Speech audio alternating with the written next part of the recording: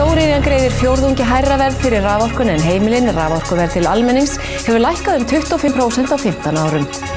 Stóriðjan greiðir nærri fjórðungi hærra verð fyrir raforku en íslensk heimili að teknu tilliti til nýtingartíma. Raforkuverð til almennings hefur lækkað 25% að raungildi á liðnum 15 árum. Þorbjörn Þórðarson. Sú þjóðsaga hefur fengið að lifa góðu lífi í íslensku samfélagi að heimilin í landinu greiði miklu hærra verð fyrir raforkuna en álfyrirtækin því þau hafi gert svo hagstæða fjárfestingarsamninga við íslenska ríki sem hafi tryggt þeim lægra verð.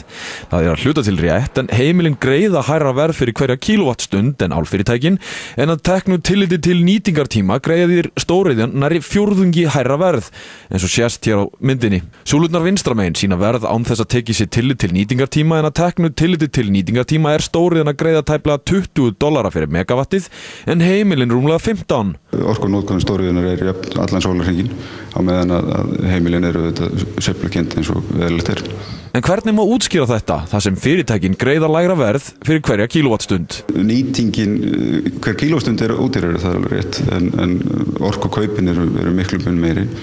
Við getum verið bara að setja þetta í samanburð ef að Landsvirkjun reisir 2 virkjanir, segjum 100 megawatta virkjanir, hlið við hlið. Önnur selur eingöngu til almenna kerfisins og meðan hinn selur eingöngu til stóriðjunar á núverandi töxtum til hvors sig. Þá mun virkjurinn sem selur stóriðjunni skila Landsvirkjun 25% hærri tekjum út af meiri nýtingu. Þorsteinn segir að raforkusala til áliðnaðar skili meiri ávinningi en af sér látið. Þess má einnig geta að raforkuverð til almennings hefur farið lækkandi en að sögn Þorsteins hefur raforkuverð til almennings lækkað 25% að raungildi á síðustu 15 árum.